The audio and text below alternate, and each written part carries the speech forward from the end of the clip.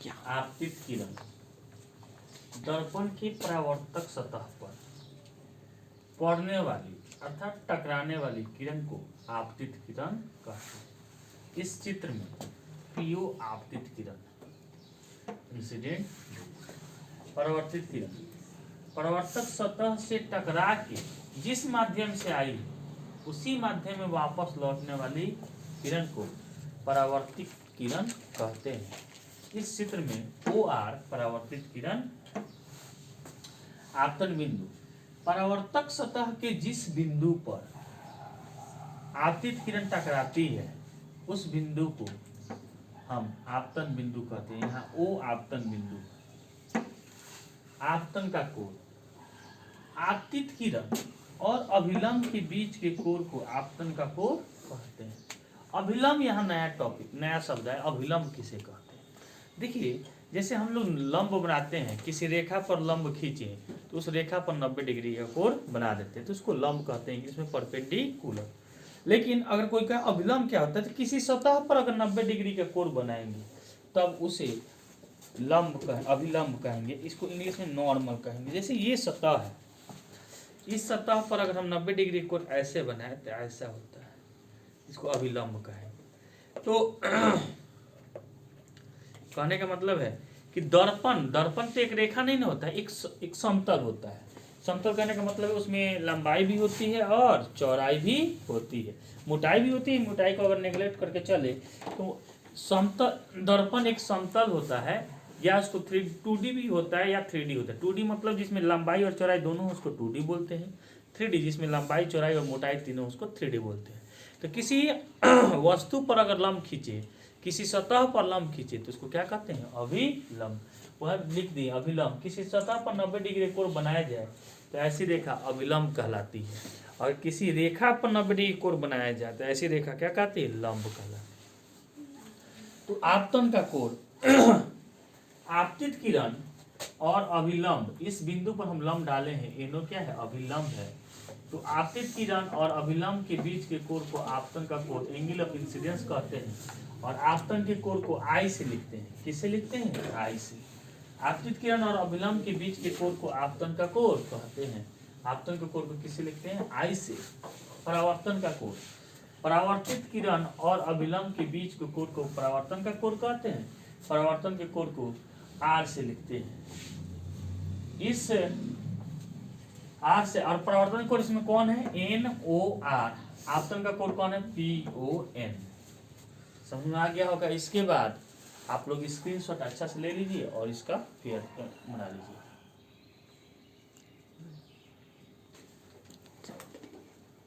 परावर्तन का नियम बहुत इंपॉर्टेंट है।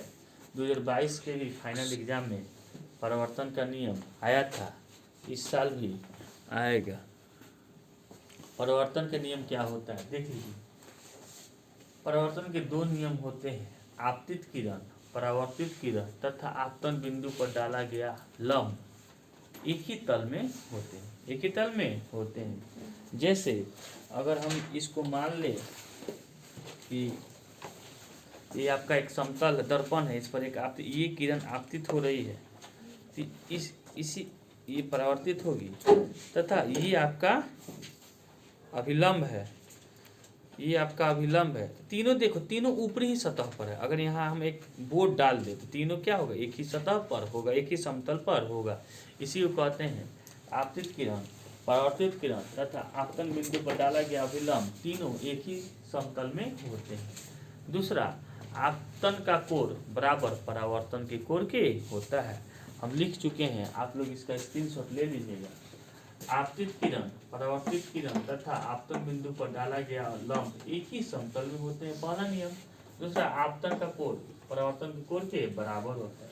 अगर ये कोई दर्पण है, इस पर एक आपतित किरण PO आ रही है, टकराने के बाद वो QR दिशा में चली जा रही है, और ON अभिलंब है, तो आपतित किरण और अभिलंब के बीच के कोण को आपतन का कोण कहते हैं। आपतन के कोण को आई से लिखते हैं, तो इसको लिख दिए आई। परावर्तित किरण और अभिलंब के बीच के कोण को आर से लिखते हैं, तो इसको लिख दिए आर। तो आई बराबर क्या होता है? आर, अर्थात कोण PON अर्थात कोण PON बराबर कोण RON। किस नियम से है जी? ये परावर्तन के नियम से है।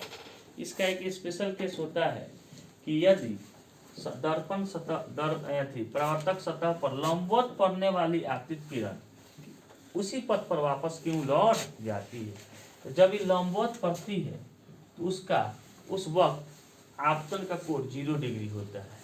तो परावर्तन के नियम से जब आपतन का कोण 0 डिग्री होगा तो परावर्तन का कोण भी 0 डिग्री होगा। माने आई है 0 डिग्री के साथ, 0 डिग्री के साथ वापस लौट जाएगी, अर्थात जिस पथ से आई है उसी पथ से वापस लौट जाएगी।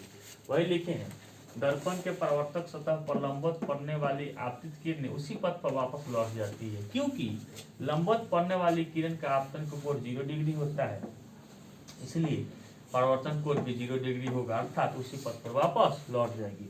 ये गोलीय दर्पण है।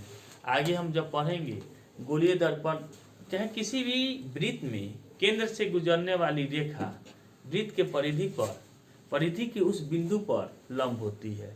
स्पर्श रेखा में ये सब पढ़ेंगे। तो इस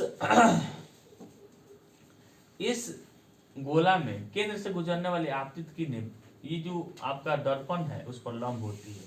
क्योंकि जब दर्पण पर लंब होगी अर्थात आपतन का कोण कितना डिग्री बनेगा? 0 डिग्री। तो परावर्तन कोण भी 0 डिग्री होगा, अर्थात जिस पथ से आई है उसी पथ पर वापस लौट जाएगी। आपतन का कोण 0 डिग्री कैसे होता है, इसको इस तरह से समझ सकते हैं आप लोग। जैसे ये कोई दर्पण है,